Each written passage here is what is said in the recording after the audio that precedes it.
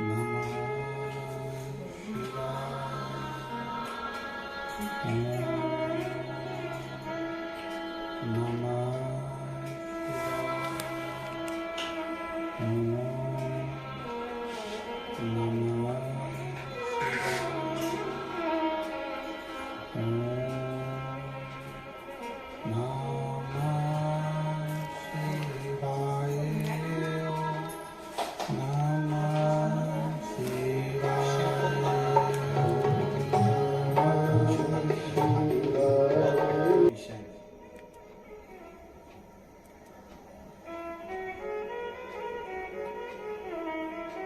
शिव जी को पाना कठिन नहीं है, पर शिव महापुराण की कथा कहती है शिव को समझना सबसे कठिन विषय है, सबसे कठिन।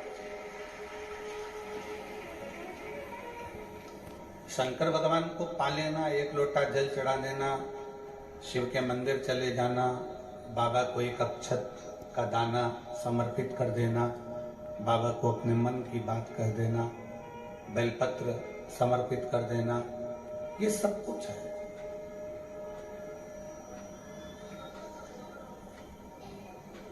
शिव भक्ति कठिन नहीं है, बहुत सरल है,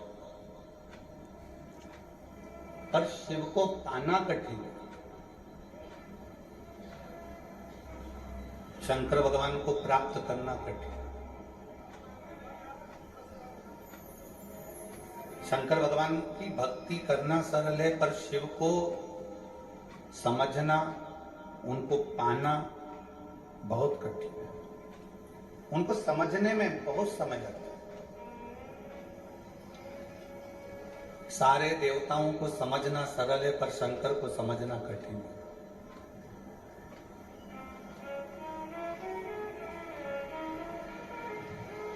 आप शिव को समझ जाएं, ये बहुत कठिन विषय है।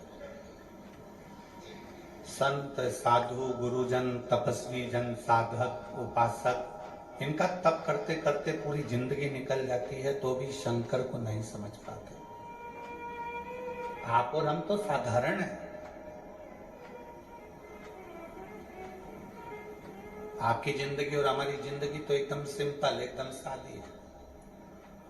2 रोटी खाना, राम नाम गाना, कथा में जाना, अपना कर्म करना, भजन करना और अपनी भक्ति में डूबना। और दुनिया की सबसे बड़ी दौलत, दुनिया की सबसे बड़ी संपत्ति आपकी श्रेष्ठ बुद्धि है।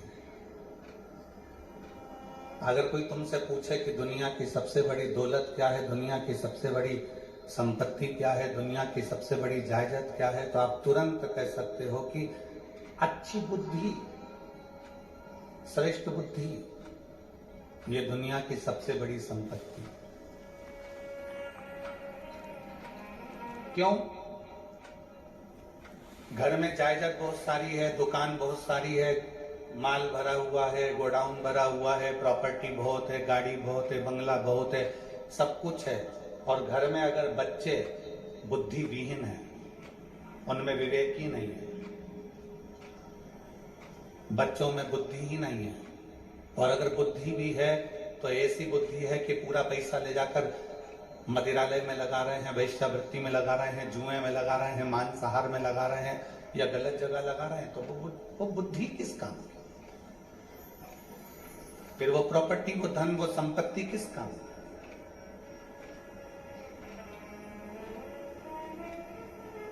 दुनिया की सबसे बड़ी दौलत है श्रेष्ठ बुद्धि,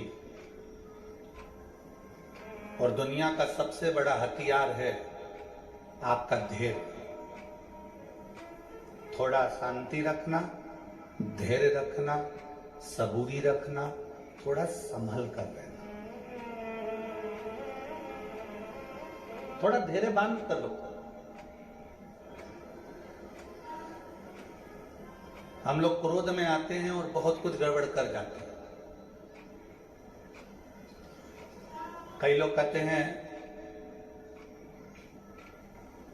भगवान शंकर विनाश के देवता हैं।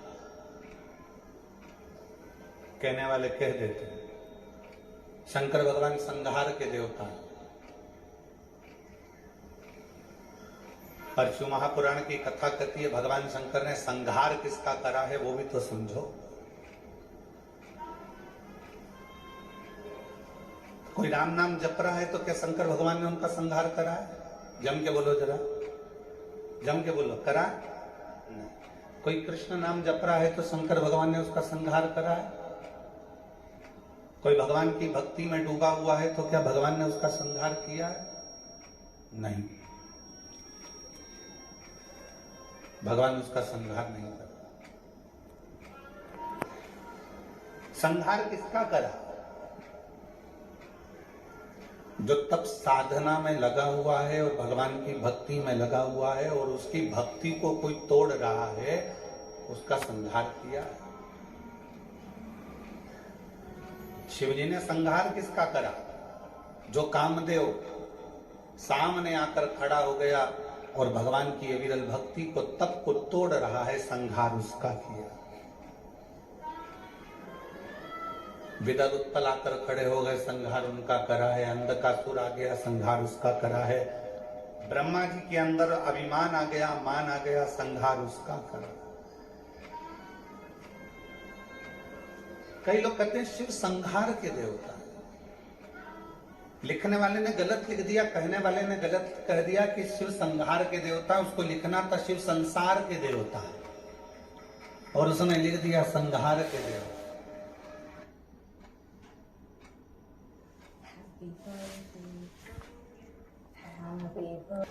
लिखने वाले ने लिख दिया शिव विनाश के देवता हैं, लिखने वाले को लिखना था शंकर अविनाशी है।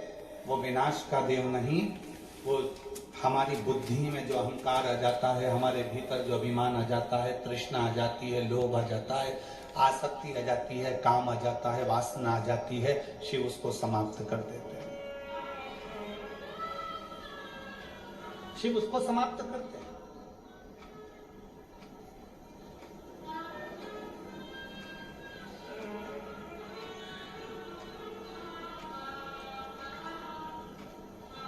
अभी महाराज जी कह रहे थे पास में कि इस क्षेत्र में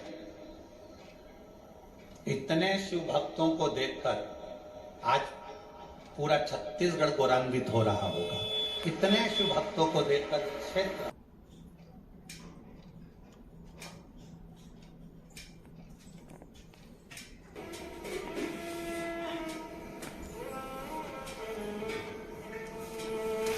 जिस क्षेत्र में भगवान शंकर के इतने भक्त हों,